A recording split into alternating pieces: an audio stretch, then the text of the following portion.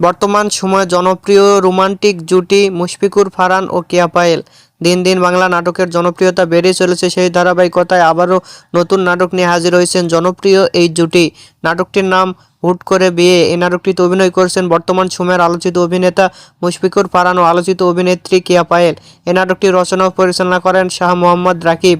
নাটকটি খুব শীঘ্রই জি সিরিজের ইউটিউব চ্যানেলে প্রকাশিত হবে। আপনারা দেখতে চাইলে অবশ্যই জি সিরিজের ইউটিউব চ্যানেলে চোখ রাখুন এবং নিয়মিত নতুন নতুন নাটকের আপডেট পেতে হলে অবশ্যই চ্যানেলটিকে সাবস্ক্রাইব করে রাখুন। পরবর্তী ভিডিওর জন্য অপেক্ষা করুন।